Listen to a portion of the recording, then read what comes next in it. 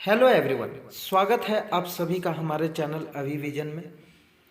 आज हम सभी इस वीडियो के अंतर्गत इंटरनेशनल रिलेशंस के रियलिस्ट अप्रोच अर्थात यथार्थवादी उपागम को समझने की कोशिश करेंगे। आइडियलिस्ट अप्रोच अर्थात आदर्शवादी उपागम की 2 वीडियो मैंने अपने यूट्यूब चैनल अभिविजन पर अपलोड कर दी है। यदि आप उस वीडियो को नहीं देखे हैं तो सबसे पहले चैनल के प्लेलिस्ट में जाकर उस वीडियो को देखिए, या उस वीडियो की लिंक मैंने डिस्क्रिप्शन बॉक्स में दे दी है, वहाँ से भी जाकर आप उस वीडियो को देख सकते हैं। तभी इस वीडियो को देखें, इससे रियलिस्ट अप्रोच की बेहतर कॉन्सेप्ट को आप बिल्ड कर पाएंगे। यदि आप चैनल पर नए हैं तो चैनल को सब्सक्राइब कर लीजिए for all the daily political science video updates. और यदि आपको यूट्यूब चैनल के टेलीग्राम ग्रुप से जुड़ना है तो लिंक डिस्क्रिप्शन बॉक्स में दी हुई है, या फिर आप टेलीग्राम ऐप पर जाकर अभिविजन को सर्च करें तथा हमारे चैनल को सब्सक्राइब करके जुड़ सकते हैं। वहाँ आपको पॉलिटिकल साइंस से रिलेटेड इम्पॉर्टेंट पीडीएफ्स एवं इम्पॉर्टेंट नोट्स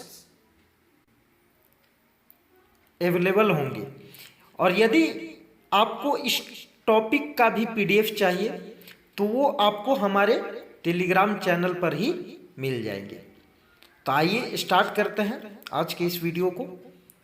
ये मेरे बारे में कुछ इन्फॉर्मेशन है, तो आइए स्टार्ट करते हैं और समझने का प्रयास करते हैं कि क्या है यथार्थवादी उपागम। देखिए, यथार्थवादी दृष्टिकोण को इंग्लिश में हम लोग रियलिस्ट अप्रोच के नाम से जानते हैं। राजनीतिक यथार्थवाद पूर्व मान्यताओं तथा अमूर्त आदर्शों के स्थान पर ऐतिहासिक घटनाओं को अपना आधार मानता है और यह अनुभव और तर्क पर आधारित होता है। इसमें तथ्यों और घटनाओं के वास्तविक स्वरूप के अध्ययन के पश्चात तर्क संगत निष्कर्ष निकाले जाते हैं और इसलिए इसको राजनीतिक यथार्थवादी सिद्धांत कहा जाता है। यथार्थवादी उपागम आदर्शवाद के प्रतिक्रिया के रूप में, उसकी आलोचना के रूप में अस्तित्व में आई है। तो आपको याद रखना है कि यथार्थवादी उपागम आदर्शवाद के प्रतिक्रिया के रूप में, उसकी आलोचना के रूप में अस्तित्व में आई है। नेक्स्ट है, यथार्थवाद शक्ति संघर्ष के अस्थायित्व को स्वीकार करता है।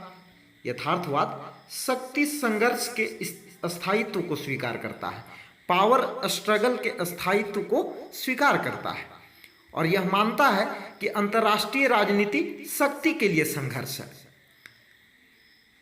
काल्पनिक उड़ानों और अमूर्त मान्यताओं के स्थान पर यह दृष्टिकोण इस वास्तविकता में विश्वास करता है कि यह संसार विभिन्न परस्पर विरोधी हितों और स्वार्थों का रंगमंच है जो आपस में टकराते रहते हैं। अतः किन्हीं नैतिक सिद्धांतों के आधार पर हम किसी संघर्ष रहित आदर्श व्यवस्था को प्राप्त नहीं कर सकते।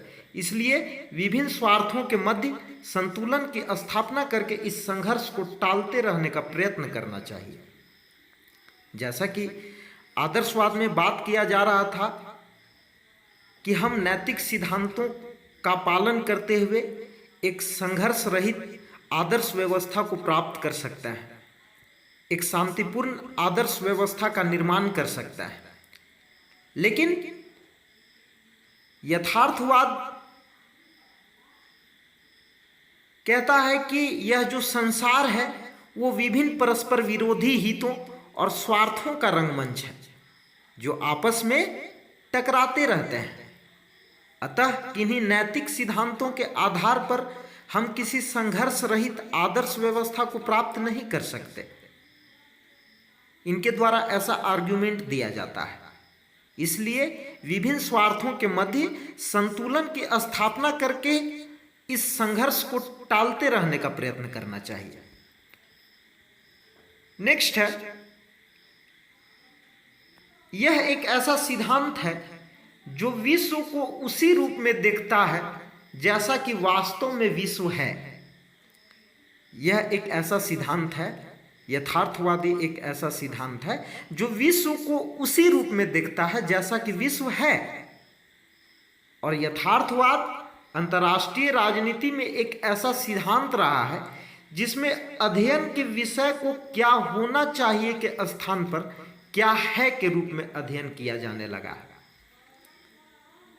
अर्थात यथार्थवाद इस पर बल नहीं देता है कि अंतर्राष्ट्रीय व्यवस्था को कैसा होना चाहिए, क्या होना चाहिए, व्हाट शुड बी पर फोकस नहीं करके व्हाट इज पर फोकस करता है कि अंतर्राष्ट्रीय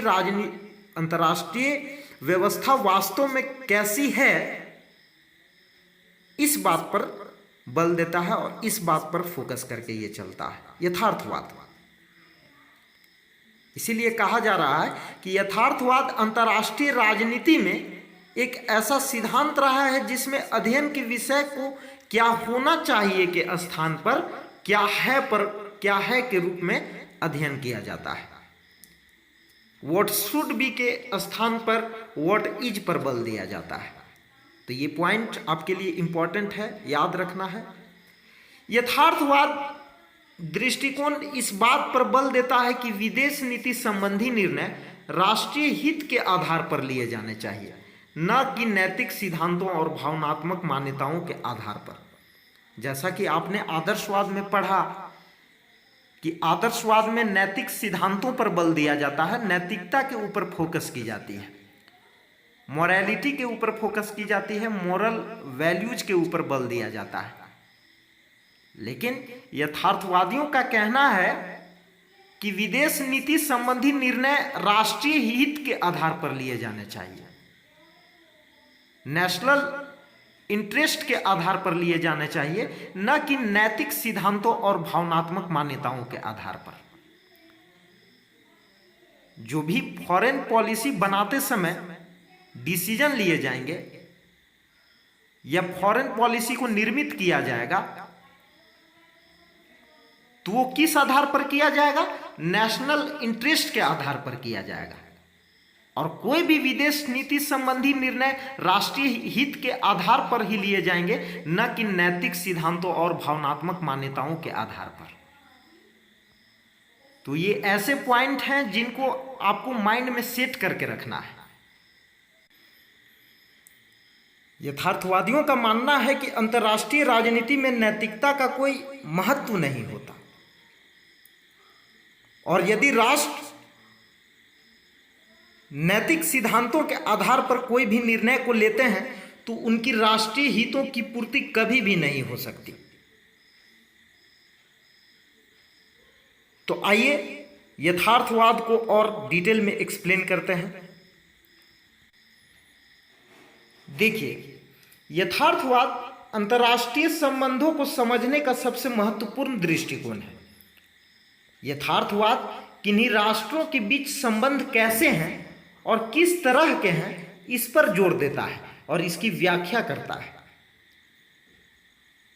हर व्यक्ति अपने हित के लिए शक्ति चाहता है और दूसरे लोगों पर विजयी होना चाहता है, जिससे समाज में एक संघर्ष पैदा होता है। और इसी तरह की स्थिति अंतर्राष्ट्रीय संबंधों में भी देखी जा सकती है। राष्ट्र भी अपने हित के लिए अपनी शक्ति को बढ़ाने की कोशिश करते हैं, जिससे दुनिया में भी एक संघर्ष चलते रहता है। प्राचीन काल से ही यथार्थवाद के ऊपर बहुत सारे विचारकों ने अपने विचार दिए हैं। उनमें कौन है? उनमें नाम आता है कौटिल्य, संजू, थ्यूसिडाइट, मैकियावेली और थॉमस हॉब्स। तो ये यथार्थवाद के प्राचीन विचारकों का नाम आप याद रखेंगे। कौटिल्य, संजू, थ्यूसिडाइट, मैकियावेली और थॉमस हॉब्स, ये यथार्थवाद के प्राचीन विचारक हैं। तो आइए समझते हैं कि यथार्थवाद का क्या अर्थ होता है, मीनिंग ऑफ रियलिज्म। देखिए, यथार्थवाद शक्ति के हिसाब से अंतर्राष्ट्रीय संबंधों को समझने की कोशिश करता है, अर्थात इसमें पावर को प्रायोरिटी दी गई है। और रियलिज्म यह मानकर चलता है कि पावर यानी शक्ति अंतर्राष्ट्रीय संबंधों में एक बहुत ही मोस्ट इंपॉर्टेंट फैक्टर होता है। यथार्थवादियों के अनुसार दुनिया एक खतरनाक और असुरक्षित जगह है जहां पर हिंसा जरूर होती है। यथार्थवादी शक्ति के संबंध में अंतर्राष्ट्रीय संबंधों की व्याख्या करता है।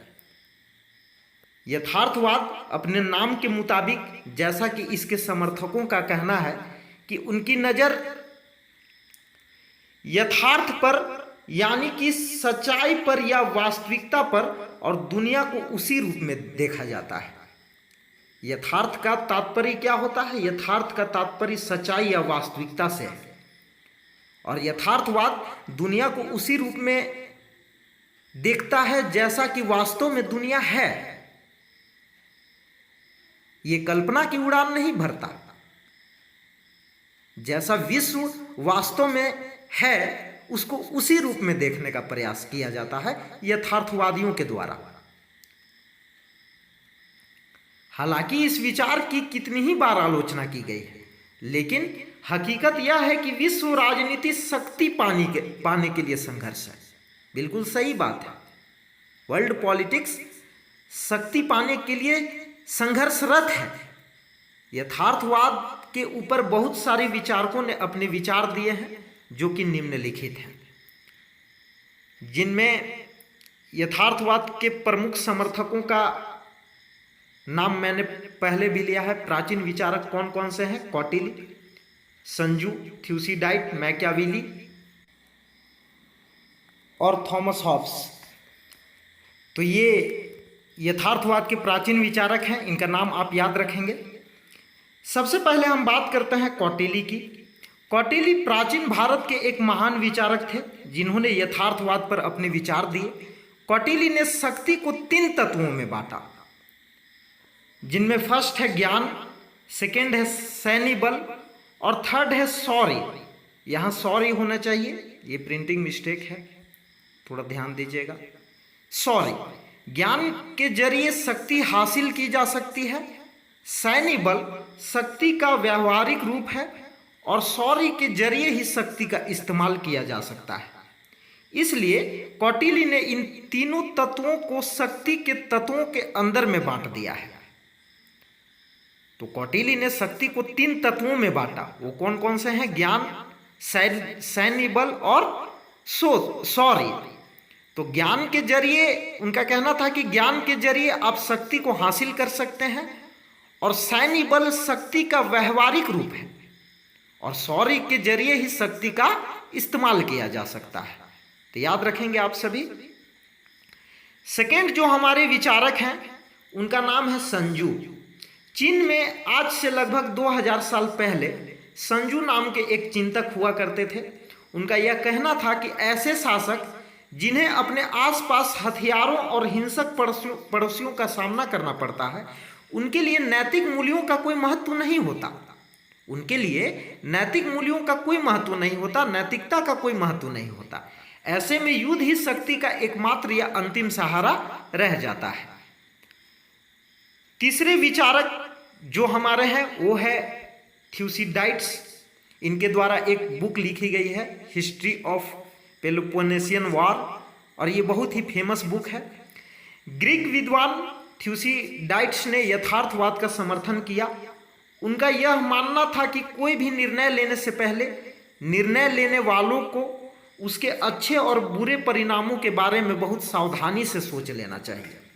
उनका यह मानना था कि कोई भी निर्णय लेने से पहले निर्णय लेने वालों को उसके अच्छे और बुरे परिणाम के बारे में अच्छी प्रकार से सोच लेना चाहिए कि ये जो मैं डिसीजन ले रहा हूँ उसके क्या कॉन्सिक्वेंसेस हो सकते हैं।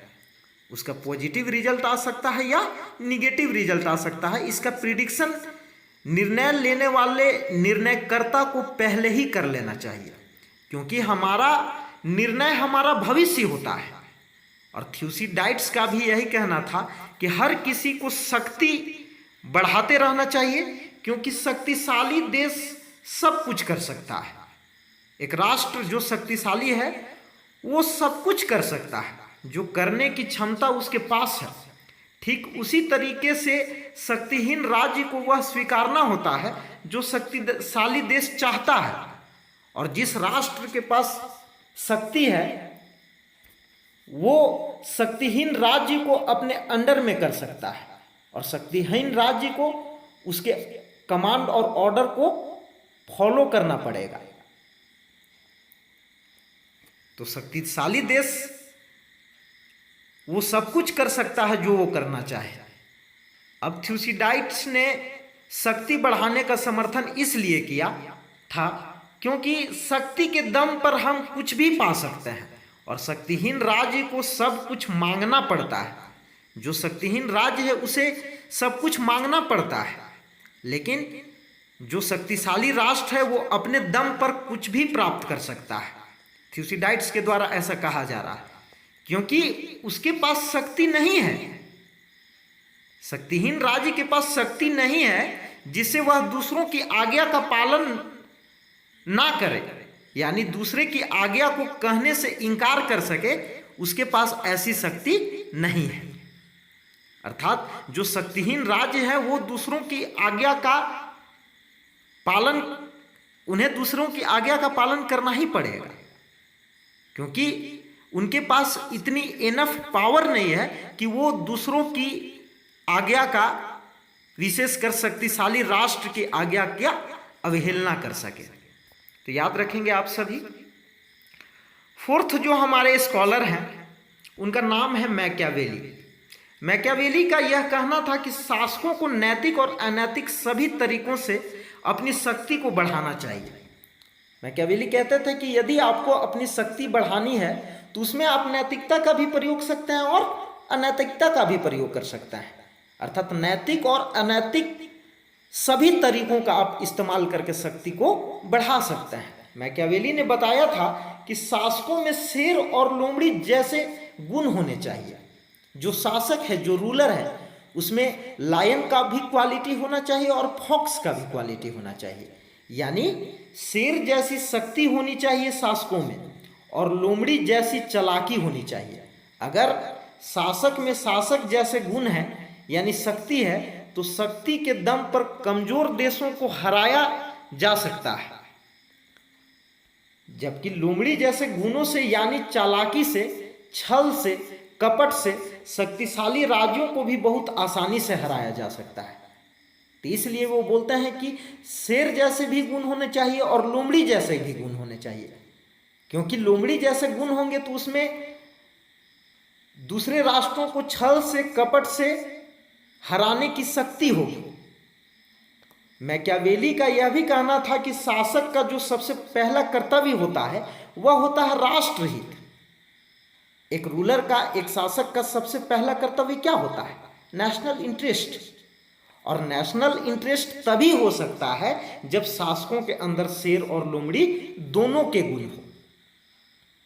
तो आप याद रखेंगे, आपसे ये क्वेश्चन आपके एग्जाम में पूछा जा सकता है कि कौन से वो यथार्थवादी विचारक हैं जो यह मानते हैं कि एक शासक में, एक रूलर में शेर और लोमड़ी दोनों के गुण होने चाहिए। तो इनका नाम है मैकियावेली, याद रखेंगे आप सभी। नेक्स्ट है जो पांचवें विचारक हैं, उनका नाम है थॉमस हॉब्स। थॉमस हॉब्स इसी तरीके से यथार्थवाद के ऊपर अपने विचार दिए हैं। 17वीं शताब्दी में इंग्लैंड के महान लेखक थॉमस हॉब्स ने यथार्थवाद पर अपने विचार दिए थे। हॉब्स का यह कहना था कि राज्य पहले कंद मूल खाकर अपना गुजारा किया करते थे। उस वक्त समाज अव्यवस्थित और असभ्य था। उस वक्त तो लोगों ने निरंकुश राजतंत्र का समर्थन किया और हर व्यक्ति इस बात के लिए तैयार हुआ कि वह बिना किसी सवाल के, बिना किसी प्रश्न के राजा के सभी आदेशों का पालन करेगा ताकि एक सभ्य समाज की स्थापना की जा सके। इस तरीके से हॉब्स ने राज्य को असीमित शक्ति देने का समर्थन किया। ऐसे में राज्य को अधिकार मिल जाता है या शक्ति मिल जाती है कि वह लोगों से अपने आज्ञा को जबरदस्ती पालन करवा सके। तो ऐसा थॉमस हॉब्स का विचार था। अब देखते हैं कि यथार्थवाद हमारे समक्ष आदर्शवाद के विरुद्ध प्रतिक्रिया के रूप में आती है और 20वीं शताब्दी में यथार्थवाद को आदर्शवाद के खिलाफ प्रतिक्रिया के रूप में जाना जाता है। आदर्शवादी एक ऐसे समाज की कल्पना करते हैं जिसमें न तो शक्ति की राजनीति हो, न ही नैतिकता हो और न ही हिंसा के लिए कोई जगह हो। आदर्शवादी आदर्शवाद के सबसे प्रमुख समर्थक अमेरिका के राष्ट्रपति वुडरो विल्सन थे। जैसा कि मैंने पिछले वीडियो में आपको बताया था कि आदर्शवाद के सबसे बड़े प्रवर्तक कौन थे, तो आदर्शवाद के सबसे बड़े प्रवर्तक थे अमेरिका के राष्ट्रपति वुडरो विल्सन। ये अमेरिका के 28वें राष्ट्रपति थे जिन्होंने विश्व में शांति बनाए रखने के लिए नैतिकता, अंतर्राष्ट्रीय कानून और अंतर्राष्ट्रीय समर्थकों पर बल दिया। और इसलिए पहले विश्व युद्ध के बाद विल्सन के विचारों को ध्यान में रखते हुए दुनिया में शांति बनाए रखने के लिए राष्ट्र संघ अर्थात लीग ऑफ नेशंस का भी निर्माण किया गया था 1920 में। आदर्शवाद उपागम पहले और दूसरे विश्व युद्ध के बीच में लोकप्रिय रहा।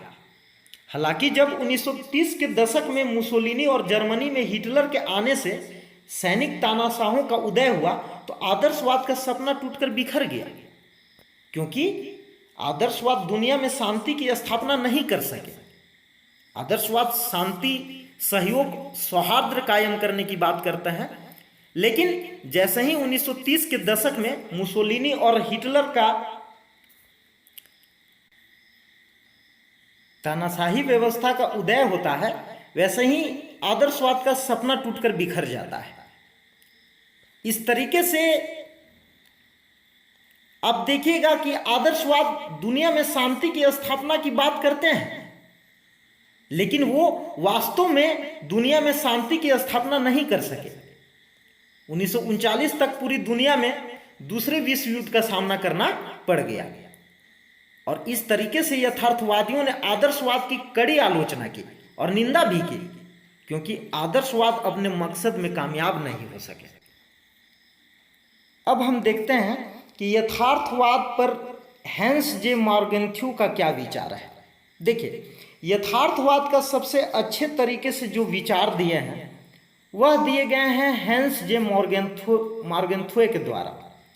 और हैंस जे मॉर्गेंथ्यू का एक बुक है politics among nations, a struggle for power and peace, जो कि 1948 में पब्लिश हुई थी। आपको ये भी याद रखना है। और अपने इसी पुस्तक में उन्होंने अपने यथार्थवादी संबंधी विचार और सिद्धांत प्रस्तुत किए हैं। मॉर्गेंथ्यू का जन्म 1904 में जर्मनी में हुआ, लेकिन जब 1930 के दशक में जर्मनी में हिटलर के आने से नाजीवाद को अपनाया गया तो मॉर्गेंथ्यू जर्मनी से भागकर अमेरिका चले गए। वहां पर उसने एक अध्यापक और राजनीतिक चिंतक के रूप में अपनी पहचान बनाई। मॉर्गेंथ्यू उस समय का सबसे पहले विचारक थे जिसने यथार्थवाद को वैज्ञानिक रूप दिया। मॉर्गेंथ्यू का यह कहना था कि किसी भी देश के लिए राष्ट्रहित सर्वोच्च होता है, और मॉर्गेंथ्यू ने विल्सन के आदर्शवाद की आलोचना करते हुए कहा था कि राष्ट्रहित के लिए शक्ति पर बल देना चाहिए। नेशनल सिक्योरिटी की फुलफिलमेंट के लिए हमें क्या करना चाहिए? शक्ति पर बल देना चाहिए, पावर को प्रायोरिटी दी जानी चाहिए। नैतिकता और आदर्शवाद से कुछ नहीं हो सकता। अगर हमने हिटलर और मुसोलिनी जैसे तानाशाह पर काबू पाना है या उसका मुकाबला करना हो तो हमें शक्ति पर बल देना चाहिए। उनका ऐसा कहना था। उनका मुकाबला नैतिकता, आदर्शवाद से नहीं किया जा सकता, बल्कि शक्ति से ही ऐसी तानाशाह का मुकाबला किया जा सकता है। यथार्थवाद के कुछ सिद्धांत होते हैं। यहां पर हमने 6 सिद्धांतों को शामिल किया है, जिसमें फर्स्ट है राष्ट्रहित, सेकेंड है पर्यावरण की भूमिका, थर्ड है मानव स्वभाव, फोर्थ है दूरदर्शिता, फिफ्थ है राज्य को एक कर्ता के रूप में देखा जाता है, और सिक्स्थ है राजनीति एक स्वायत्त विषय। तो आइए एक एक करके इसे एक्सप्लेन करने का प्रयास करता है। फर्स्ट, यथार्थवाद का जो पहला सिद्धांत है वो है राष्ट्रहित, नेशनल सिक्योरिटी। राष्ट्रहित यथार्थवाद का मूल तत्व है और मॉर्गेंथ्यू ने राष्ट्रहित के लिए शक्ति पर बल दिया है, क्योंकि सभी फैसले राष्ट्रहित के मुताबिक ही लिए जाते हैं। सभी फैसले किसके मुताबिक लिए जाएंगे? राष्ट्रहित के मुताबिक लिए जाएंगे। सेकेंड जो सिद्धांत है वो है पर्यावरण। राष्ट्रहित समय के अनुसार बदलते रहता है और राष्ट्रहित के अनुसार ही नीतियां बनाई जाती है और राष्ट्रहित पर्यावरण के हिसाब से तय किया जाता है, यानी जैसा माहौल होता है वैसा ही राष्ट्रहित को तय किया जाएगा। नेक्स्ट जो सिद्धांत है वो है मानव का स्वभाव, ह्यूमन नेचर। देखिए, राजनीति पर कानूनों का वर्चस्व होता है और कानूनों की जड़ें मानव स्वभाव के साथ जुड़ी हुई होती है। मानव का स्वभाव स्वार्थी और लोभी है, यानी जिस तरीके का मानव शासक बनेगा, राजनीति बिल्कुल उसी तरीके से काम करेगी। मानव का स्वभाव कैसा है? स्वार्थी और लोभी है, यानी इसमें कहा जाता है कि मानव स्वभाव एक इंपॉर्टेंट फैक्टर है इंटरनेशनल पॉलिटिक्स को डिसाइड करने के लिए, क्योंकि जिस तरीके का मानव शासक बनेगा, राजनीति बिल्कुल उसी तरीके से काम करेगी, क्योंकि राजनीति को मानवों के द्वारा ही संचालित की जाती है। तो ये बात आपको याद रखना है। फोर्थ जो इसका प्रिंसिपल है वो है दूरदर्शिता।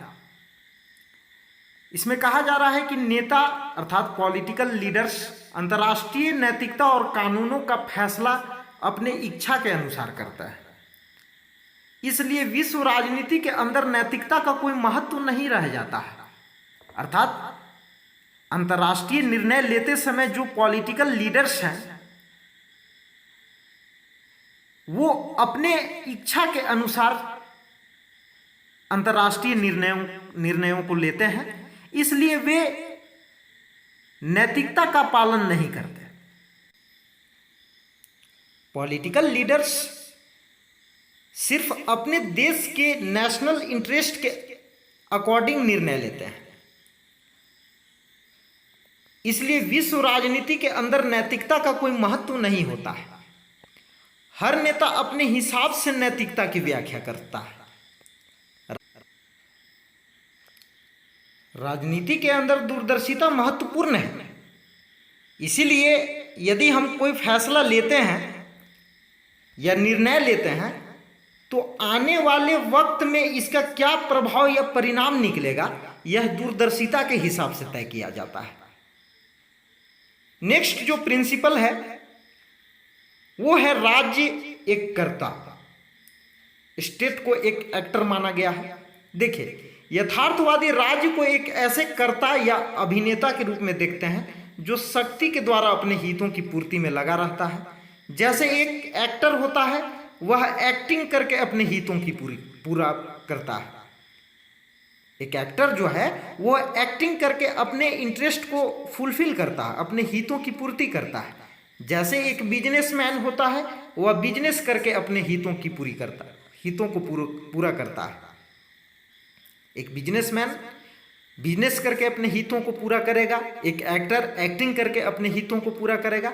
इसी तरीके से यथार्थवाद हर राज्य को एक कर्ता या एक ऐसे अभिनेता के रूप में देखते हैं जो शक्ति के जरिए अपने हितों की पूर्ति में लगा रहता है। अर्थात हम यह निष्कर्ष निकाल सकते हैं कि अंतर्राष्ट्रीय राजनीति में, अंतर्राष्ट्रीय संबंधों में पावर एक बहुत ही इंपॉर्टेंट फैक्टर होता है और यथार्थवाद के द्वारा पावर पर ही फोकस किया जाता है। नेक्स्ट जो हमारा छठा सिद्धांत है वो है राजनीति एक स्वायत्त विषय। यथार्थवादियों के हिसाब से राजनीति को एक स्वायत्त विषय समझना चाहिए। अर्थात यथार्थवादियों का मानना है कि राजनीति एक स्वायत्त विषय है, एक ऑटोनोमस सब्जेक्ट है और इस विषय के अंदर या इस राजनीति के अंदर गैर राज्य एनजीओ की कोई भूमिका नहीं होती है। अर्थात नॉन स्टेट एक्टर्स, गैर राज्य अभिकर्ताओं को ये स्वीकार नहीं करते हैं। जैसे कि एनजीओ हो गए, जैसे कि एमएनसीज हो गए, इनकी भूमिका को वो स्वीकार नहीं करते हैं। तो ये 6 प्रिंसिपल थे, 6 बेसिक प्रिंसिपल थे रियलिज्म को, आप याद रखिएगा। जिसमें फर्स्ट है राष्ट्रहित, नेशनल इंटरेस्ट। सेकंड है पर्यावरण की भूमिका। थर्ड है मानव स्वभाव। फोर्थ है दूरदर्शिता। फिफ्थ है राज्य एककर्ता। और सिक्स्थ है राजनीति को एक स्वायत्त विषय माना गया है, जिसमें एनजीओ की कोई भूमिका नहीं होती है, नॉन स्टेट एक्टर्स की कोई भूमिका नहीं होती है। तो इन प्रिंसिपल्स को याद रखिएगा। यथार्थवाद के प्राचीन विचारकों का नाम आप याद रखेंगे और उनके द्वारा कहे गए इंपॉर्टेंट कोट्स, उनके द्वारा कही गई इंपॉर्टेंट बातों को आप दिमाग में रखने का प्रयास कीजिएगा।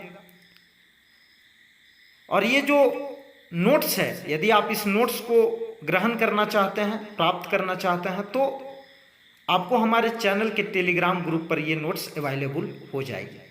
ये बहुत ही सिंपल नोट्स हैं जिनको पढ़कर आप आसानी से अपने कॉन्सेप्ट को क्लियर कर सकते हैं। ऐसा नहीं है कि आप पढ़कर नहीं समझ सकते हैं, अगर आप पढ़ेंगे तो आपको अपने आप से भी समझ में आ जाएगी। तो फ्रेंड्स, आज के लिए इतना ही। अगर आपको हमारी यह वीडियो अच्छी लगी हो तो हमारे इस वीडियो को जरूर लाइक करें, अधिक से अधिक लाइक करें, कमेंट करें। अगर आपको किसी भी तरह का डाउट हो आप रिस्पॉन्ड कीजिए, क्योंकि आपके लाइक और कमेंट के आधार पर ही हम तय करते हैं कि हमको किस प्रकार की वीडियो बनानी चाहिए। और यदि लाइक आती है, कमेंट मिलते हैं, कुछ पॉजिटिव कमेंट्स मिलते हैं, तो उससे हम लोग मोटिवेट होते हैं। और इस वीडियो को अपने सारे उन दोस्तों के साथ शेयर करें जो UGC net exam political science की तैयारी कर रहे हों। और यह वीडियो अन्य कॉम्पिटिटिव एग्जाम्स के लिए भी बेनिफिशियल है। हमारे चैनल को जरूर सब्सक्राइब करें, बेल आइकन को भी प्रेस कर लें, ताकि हमारे द्वारा बनाई गई हर वीडियो की नोटिफिकेशंस आपको मिलती रहे। तो मिलते हैं नेक्स्ट वीडियो में, जिसमें हम यथार्थवाद के कुछ महत्वपूर्ण तथ्यों के बारे में जानेंगे। तो आज की इस वीडियो को देखने के लिए आपको बहुत बहुत धन्यवाद।